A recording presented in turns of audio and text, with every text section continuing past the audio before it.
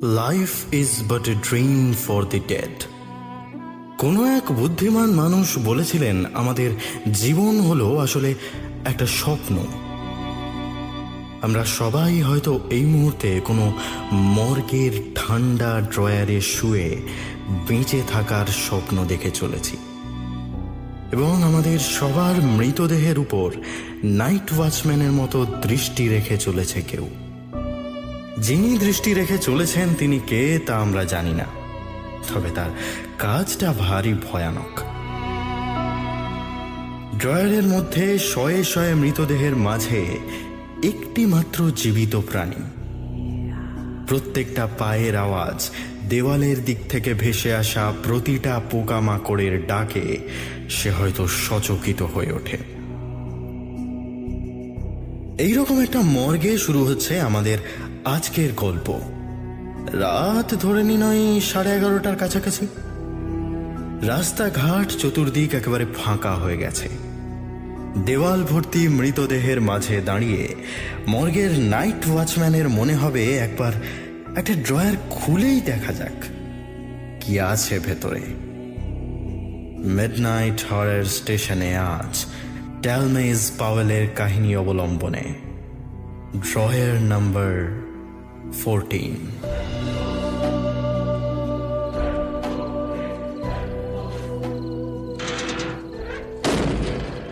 নিশীথবাবু ছুটি নিয়ে বেরিয়ে যেতেই আমি বাইরের লোহার দরজাটা বন্ধ করে দিলাম।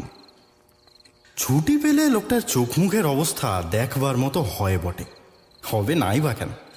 সারাদিন বাসি মরাদের মাঝখানে পড়ে থাকতে কারই বা ভালো লাগে, সে যতই অভ্যাস হয়ে যাক না কেন।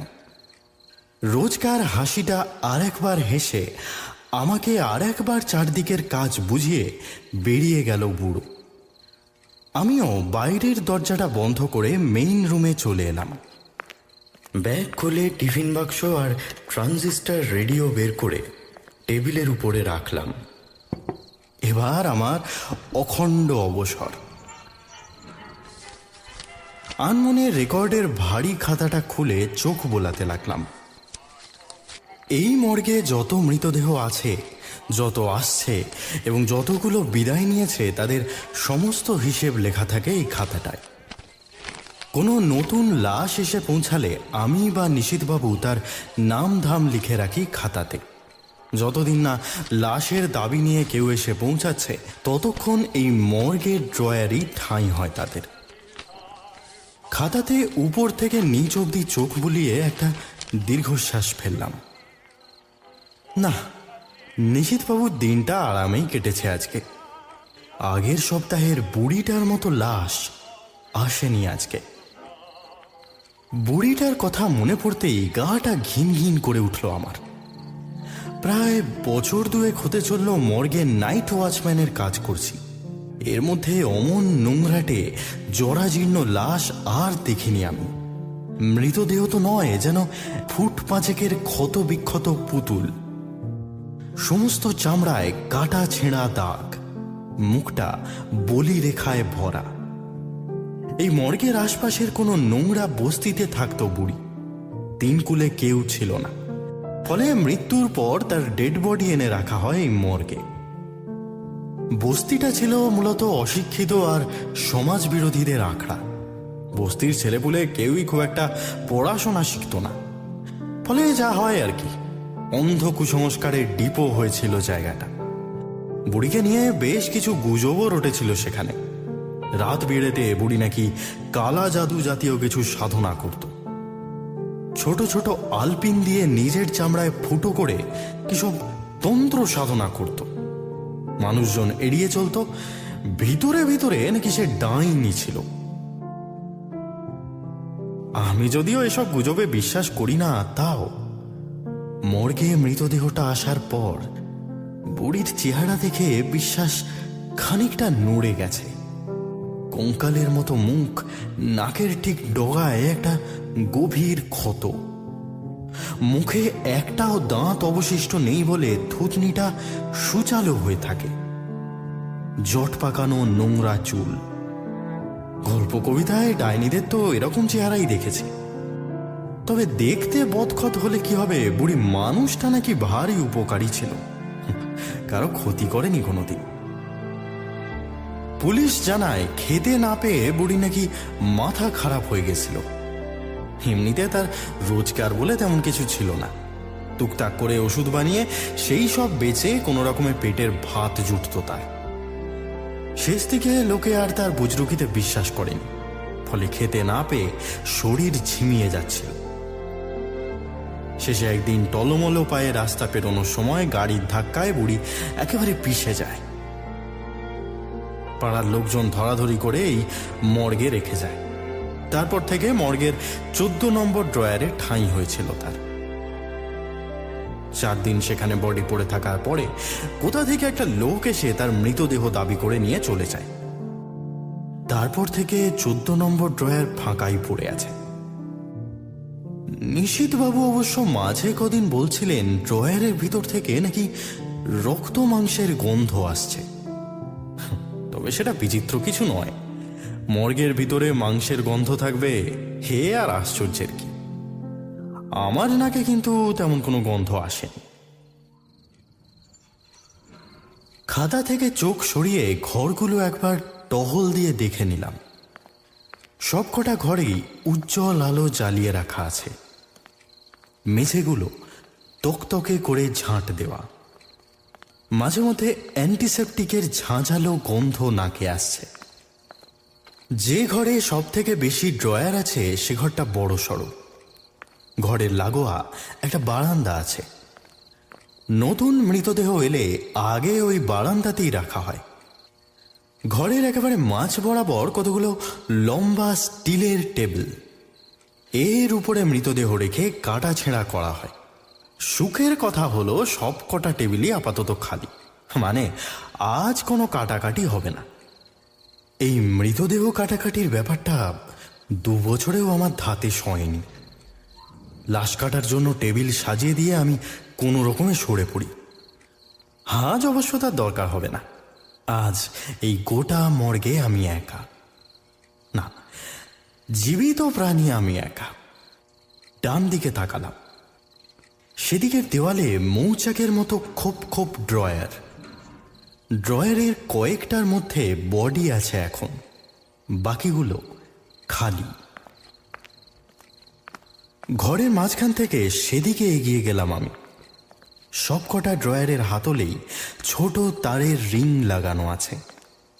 যে ড্রয়ারগুলোর ভিতরে বডি আছে তার রিংয়ের মধ্যে একটা ছোট করে কার্ড আটকানো আছে।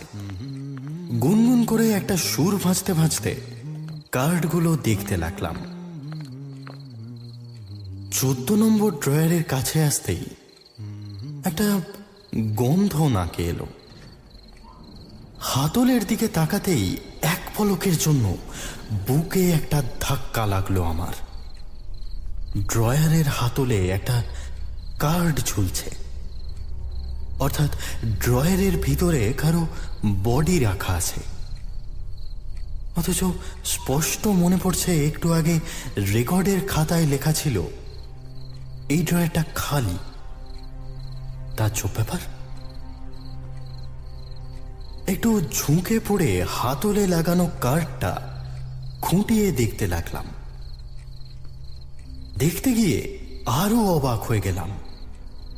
কার্ডের উপরে সাধারণত ভিতরে যার বডি আছে তার নামের ইনিশিয়াল লেখা থাকে। এই কার্ডটার দুটো দিকই খালি। একটা সম্ভাবনা মনে আসতেই মনটা হালকা হয়ে গেল আমার। নিশীথবাবু মজা করতে চেয়েছেন আমার সঙ্গে। বুড়ির বদখত মৃতদেহ নিয়ে এমনিতেই গুজব রটেছিল, তার ছেড়ে যাওয়া ড্রয়ারে কার্ড লাগিয়ে রেখে ভয় দেখাতে চেয়েছেন আমাকে। একটু আগের সুরটা আবার ভাঁজতে ভাঁজতে হাতল ধরে সজোরে একটা টান দিলাম। নিচে লাগানো চাকায় ভর করে বাইরে বেরিয়ে এলো ড্রয়ারটা। ভিতরটা আমার চোখের সামনে খুলে গেল। হ্যাঁ, কি? মুখ দিয়ে একটা চাপা চিৎকার অজান্তেই বেরিয়ে গেল। ড্রয়ারের ভিতরটা সত্যি খালি নয়। একটা যুবতী মেয়ের মৃতদেহ রাখা আছে সেখানে। সম্ভবত অ্যাংলো ইন্ডিয়ান। মাথার চুল ঘন সোনালি রঙের, ফর্সা গায়ের রং, পরনে একটা নার্সের ইউনিফর্ম। ইউনিফর্মটা বেশ কয়েক জায়গায় ছেঁড়া। চোখ দুটো খোলা, এক দৃষ্টে চেয়ে আছে ছাদের দিকের দেওয়ালে। মরা মাছের মতো শান্ত দৃষ্টি। গাটা শিউরে উঠল, মনে হলো চোখে ভুল দেখছি। ড্রয়ারটা বন্ধ করে দিতে যাচ্ছিলাম, এমন সময় মেয়েটার বুকের কাছে একটা জিনিস চোখে পড়ল আমার। একটা ছোট লকেট পড়ে আছে মেয়েটা, তার উপর দুটো অক্ষর খোদাই করা আছে, ZL। দৌড়ে পাশের ঘরে চলে এলাম। রেকর্ডের খাতাটা নিয়ে আর একবার মিলিয়ে দেখলাম, না, কোনো ভুল নেই। স্পষ্ট লেখা আছে 14 নম্বর ড্রয়ারে কোনো বডি রাখা নেই। আজ আসেনি, কাল আসেনি, তার আগের দিন। পাতা উল্টে দেখে নিলাম, বুড়ির চলে যাওয়ার পর কেউ আসেনি ওই ড্রয়ারে। তাহলে উদ্ভ্রান্তের মতো লাশ ঘরে ফিরে এসে আবার ড্রয়ার টেনে ধরলাম। না, আমার চোখের ভুল নয়। এখনো একই রকম স্থির চোখে তাকিয়ে আছে সে। পিছিয়ে এসে টেবিলে বসে পড়লাম, রুমাল দিয়ে কপাল মুছলাম। না, মাথাটা ঠান্ডা করতে হবে। সবার আগে নিশীথবাবুকে একবার ফোন করা দরকার। টেবিলের কাছে এগিয়ে গিয়ে রিসিভারটা তুলে নিশীথবাবুর নম্বর রিং করলাম। বার পাঁচেক রিং হওয়ার পরে ওপাশ থেকে ঘুম জড়ানো গলা শোনা গেল। আমি অভিক দত্ত বলছিলাম স্যার, ওই মর্গ থেকে। কি হলো আবার? সব তো বুঝিয়ে দিয়ে এলাম। স্যার, আজ আপনি 14 নম্বর ড্রয়ারে এন্ট্রি করতে ভুলে গেছেন। 14 নম্বর? ও কিসের এন্ট্রি করবো? সেটা তো ফাঁকা। আগে না স্যার, একটা বছর 22-এর মেয়ের বডি রাখা আছে। চাপা বিরক্তির শব্দ শোনা যায়, তারপরেই ধমক ভেসে আসে। শোনো ছোকরা, ফের যদি তুমি অন ডিউটি হুইস্কি টেনেছো তাহলে চাকরি নিয়ে কিন্তু টানাটানি পড়বে। আমি নেশা করে নেই স্যার, আপনি বিশ্বাস করুন। অসম্ভব। 14 নম্বরে কেন? আজ সারাদিনে কোনো ড্রয়ারেই কোনো বডি আসে। আপনার যদি বিশ্বাস না হয় আপনি নিজে এসে দেখে যান। ওপাশ থেকে কয়েক সেকেন্ড নীরব, তারপর আবার শব্দ ভেসে আসে। সেটাই করতে হবে দেখছি। খাই রাত ফিরতে ভোগান। একটা তীব্র শব্দ করে ফোনটা রেখে দিলেন নিশীথবাবু। আমি টেলিফোনের কাছ থেকে সরে এসে সিগারেট ধরালাম। সিগারেটের জ্বলন্ত প্রান্ত থেকে ধোঁয়া বেরিয়ে ছড়িয়ে পড়ছে ঘরের ভিতরের ফাঁকা বাতাসে। মুহূর্তে মিলিয়ে আসছে তারা। 14 নম্বর ড্রয়ার এখন বন্ধ। তার হাতলটার দিকে তাকিয়ে ভয় করল আমার।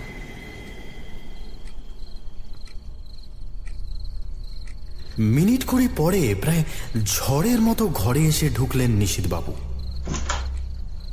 এমন গনগনে দৃষ্টিতে আমার দিকে তাকালেন যেন এক্ষুনি ভস্ম করে ফেলবেন। কোথায় ডেড বডি? আসুন আমার সঙ্গে। দুজনে মিলে হেঁটে এলাম লাশ ঘরের দিকে। আমার তোয়াক্কা না করেই 14 নম্বর ড্রয়ারের সামনে গিয়ে দাঁড়িয়ে হাতলটা ধরে, কই দেখি কেমন বডি, বলে একটা টান মারলেন নিশীথবাবু। আগের মতোই বাইরে বেরিয়ে এলো সেটা। ভিতরে একবার চোখ রেখেই আমার দিকে দ্রুত বেগে এগিয়ে এলেন তিনি। হিংস্র দৃষ্টি হেনে আমার একদিকের কলার খামচে ধরে বললেন, সরিয়ে গাল লাল করে দেবো বুঝলে? গাঁজা টেনেছ? 14 নম্বর ড্রয়ারে সোনালি চুলের মেয়ে? হ্যাঁ, নেই। আমি অবাক হয়ে এগিয়ে গেলাম ড্রয়ারের কাছে। হ্যাঁ, এখনো আগের মতোই শোয়ানো আছে মেয়েটার দেহ, অথচ নিষেধবাবু দেখতে পাচ্ছেন না। এ কি করে সম্ভব? তাহলে দেখেও কি না দেখার ভান করছেন? আপনি আপনি সত্যি দেখতে পাচ্ছেন না? তোমার নামে রিপোর্ট করব আমি। তোমার চাকরি কি করে মায়ের ভোগে পাঠাতে হয় দেখে নাও এবার। কিন্তু বডিটা সত্যি আছে স্যার, নিজের চোখকে অবিশ্বাস করি কি করে? চুপ করো। বুড়ো মানুষের রাতের ঘুমে 12টা বাজিয়ে ঠাট্টা করার মজাটা তুমি এবার বুঝবে। কাল থেকে অন্য চাকরি খুঁজতে শুরু করো।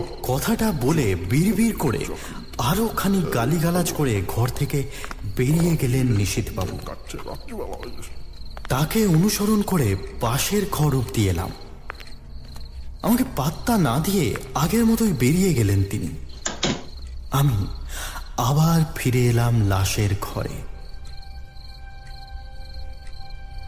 চারদিকের দেওয়ালে সারি সারি মৃতদেহের মাঝে আমি একমাত্র জীবন্ত প্রাণী।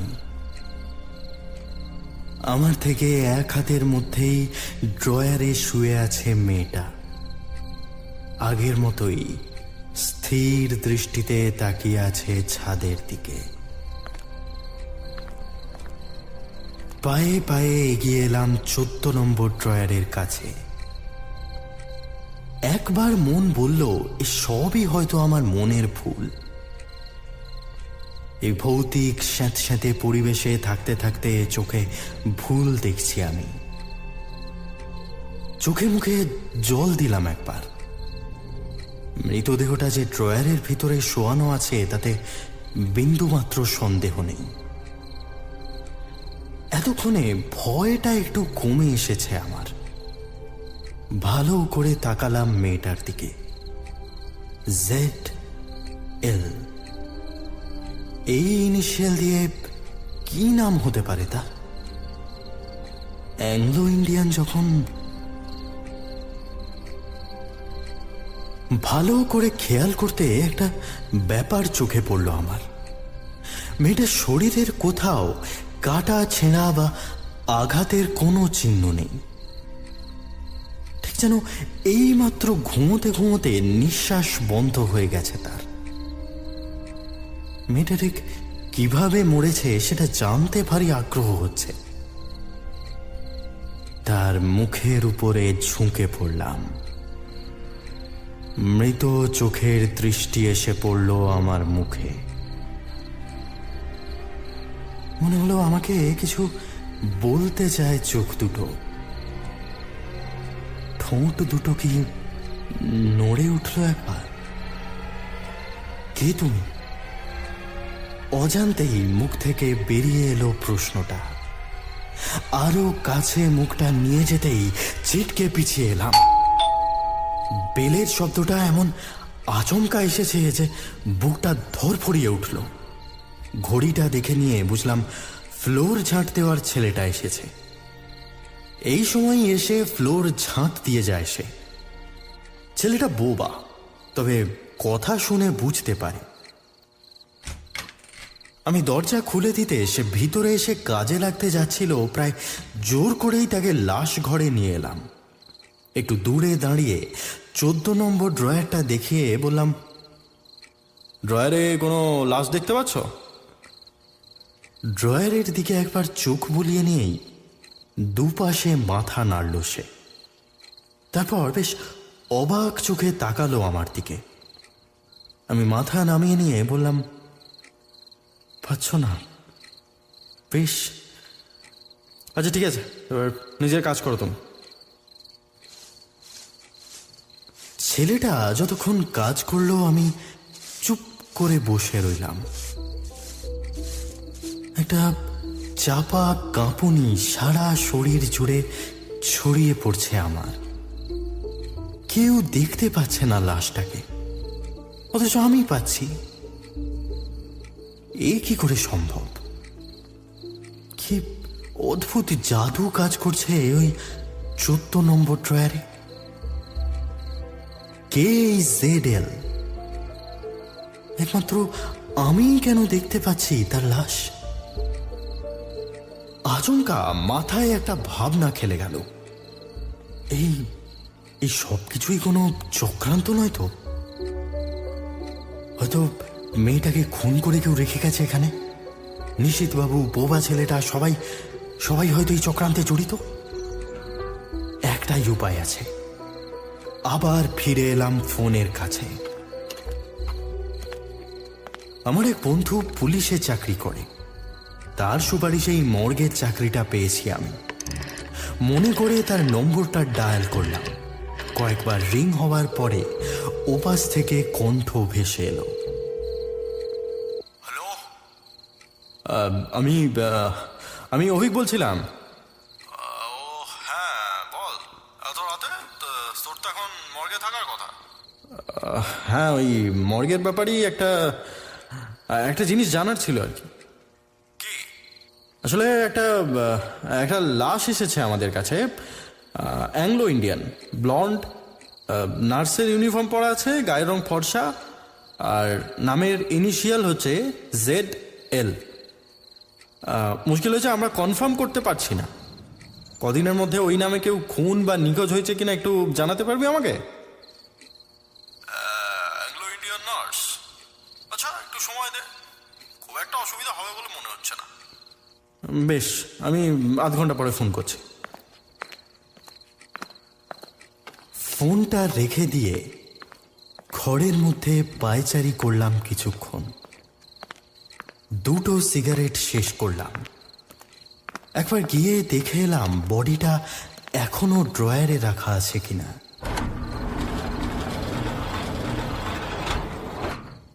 হ্যাঁ, একইভাবে ঘুমিয়ে আছে ZL। মিনিট 10 পরে ফোনটা তারস্বরে বেজে উঠতেই আমি ছুটে গেলাম সেটা লক্ষ্য করে। রিসিভারটা কানে ধরতেই ওপাশ থেকে গলা ভেসে এলো। না ভাই, ZL দিয়ে কোনো অ্যাংলো ইন্ডিয়ান নার্স গায়েব হয়নি। কয়েক সেকেন্ডের জন্য থমকে রইলাম আমি। কপাল থেকে ঘাম মুছে নিয়ে কিছু একটা বলতে যাচ্ছিলাম, এমন সময় ওপাশ থেকে আবার গলা শোনা গেল। তবে কি? জেলডা ল্যাং বলে একটি অ্যাংলো ইন্ডিয়ান নার্স আছে। সোনালি চুল, আরো যা যা বিবরণ দিয়েছি সব মিলে যাচ্ছে, কিন্তু এ তো মৃত বা নিখোঁজ কোনোটাই নয়। মর্গের কাছেই একটা হসপিটালে কাজ করে, এখনো সেখানেই আছে। ফোনটা রেখে দিলাম। মাথার ভিতরটা ভোঁ ভোঁ করছে এখনো। এই কি আশ্চর্য ঘটনা ঘটে চলেছে আমার চারপাশে। জেলডা ল্যাংয়ের সঙ্গে এই মেয়েটার সব তথ্য মিলে যাচ্ছে, অথচ জেলডা ল্যাং বেঁচে আছে। এই মেয়েটা তাহলে কে? কি করে সে এলো এখানে? আচমকা মাথার ভিতরে বিদ্যুৎ খেলে গেল। 14 নম্বর ড্রয়ারে এর আগে বুড়ির মৃতদেহ রাখা ছিল। দেখতে বদখদ হলেও ভারী ভালো ছিল মানুষটা, কারো ক্ষতি করেনি কখনো। আমি লাফিয়ে উঠলাম। একটা অসম্ভব চিন্তা এসে আমার নার্ভগুলোকে গ্রাস করছে ধীরে ধীরে। এক্ষুনি বেরোতে হবে, এক্ষুনি, নাহলে। মর্গ থেকে বেরিয়ে সাইকেলটা ছুটিয়ে দিলাম রাস্তার উপর দিয়ে। হসপিটাল এখান থেকে বেশ খানিকটা দূরে। তাড়াতাড়ি সেখানে পৌঁছাতে না পারলে প্রাণপণে সাইকেল চালাতে লাগলাম আমি। ঠিক 20 মিনিট পরে হসপিটালের সামনে এসে ব্রেক কষলাম আমি। এতক্ষণ অন্য কোনো দিকে হুঁশ ছিল না, এমনকি দম নিতে অবধি ভুলে গেছিলাম। সাইকেলটা একটা ঝাঁকড়া গাছের নিচে দাঁড় করিয়ে জোরে জোরে নিঃশ্বাস নিতে লাগলাম আমি। হসপিটালের সামনেটা এখন ফাঁকা, রাস্তাঘাট জনহীন। রাত অন্তত 1টার কাছাকাছি বেজেছে। কদাচিৎ একটা দুটো গাড়ি দ্রুত বেগে ছুটে যাচ্ছে সামনের রাস্তাটার উপর দিয়ে।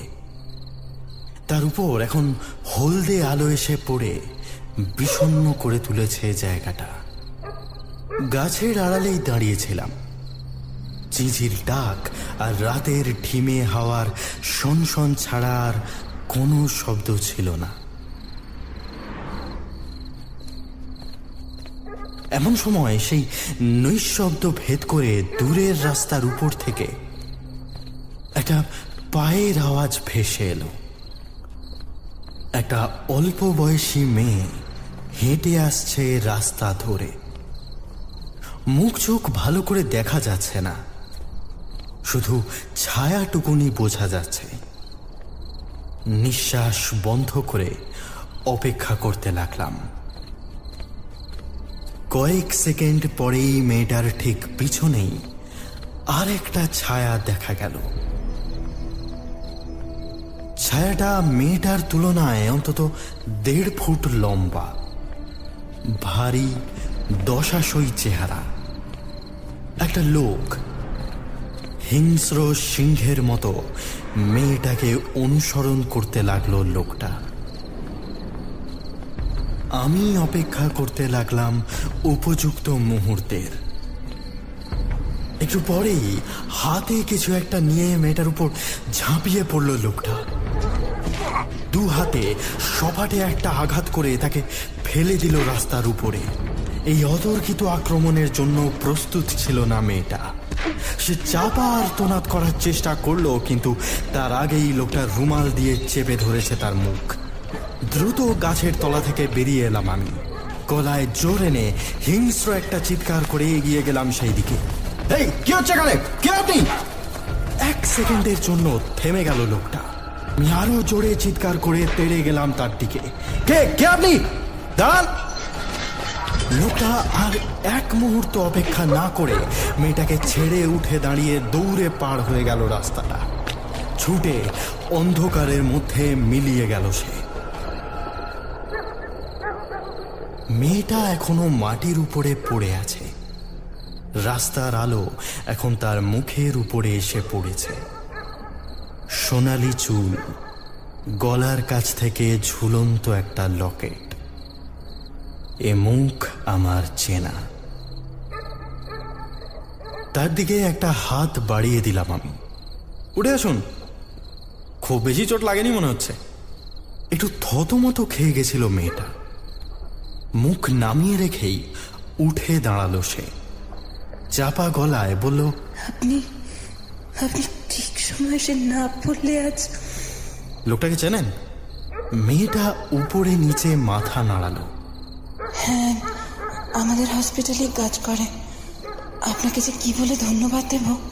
না, ধন্যবাদের কিছু নেই। আমি এই রাস্তায় ফিরছিলাম, হঠাৎ চোখে পড়লো। এবার থেকে রাতে একা একা বেরোবেন না এভাবে। আপাতত হসপিটালে ফিরে যান, সবাইকে জানান ব্যাপারটা। আবার উপরে নিচে মাথা নাড়ালো সে। আচ্ছা বেশ, আমি চলি। নিজের যত্ন নেবেন, কেমন? মেয়েটা হয়তো আরো কিছু বলতে যাচ্ছিল। আমি সাইকেলটা লক্ষ্য করে হাঁটা লাগালাম। অনেকক্ষণ পর মনটা ভারী হালকা লাগছে। একটু আগের সুরটা আবার ভাঁজতে লাগলাম। মর্গে পৌঁছাতে আরো খানিকটা সময় লেগে গেল। দরজা খুলে ভিতরে ঢুকে এলাম। সাইকেলটা দেওয়ালের একদিকে ঠেস দিয়ে রাখলাম। তারপর কোনো দিকে না তাকিয়ে ঢুকে এলাম ড্রয়ারের ঘরে। পায়ে পায়ে এসে দাঁড়ালাম 14 নম্বর ড্রয়ারের সামনে। আমি জানি ওর ভিতরে আর জেল্ডা ল্যাংয়ের দেহ নেই। জেল্ডা ল্যাং আপাতত বিপদমুক্ত।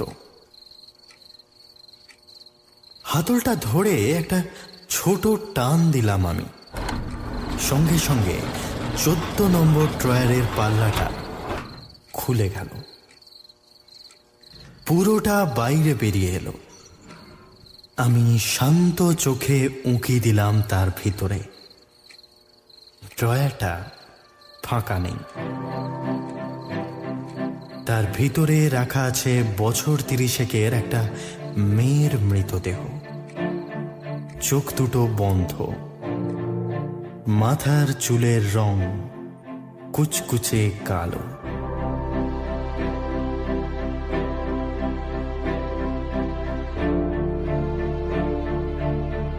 একটা সময় ছিল যখন মানুষ ডাইনিতে বিশ্বাস করত। তারা নাকি মন্ত্র বলে ভয়ানক সব কাজ করে থাকত। ডাইনিদের বিচার হতো এবং বিনা দোষে লক্ষ লক্ষ মহিলাদের খুঁটিতে বেঁধে পুড়িয়ে ফেলা হতো। ইদানিং ডাইনিদের আর দেখা যায় না। ওয়্যারউলফ সন্দেহে কাউকে ফাঁসি দেওয়া হয় না। এখন আমাদের সমাজ দাবিয়ে বেড়াচ্ছে রেপিস্টরা। ডাইনিদের থেকেও বেশি শক্তিশালী কোনো মন্ত্র জানা আছে এদের। বিচার তো দূরের কথা, এরা ধরাই পড়ে না। শুনছিলেন ট্যালমেস পাওয়েলের কাহিনী অবলম্বনে ড্রয়ার নাম্বার 14।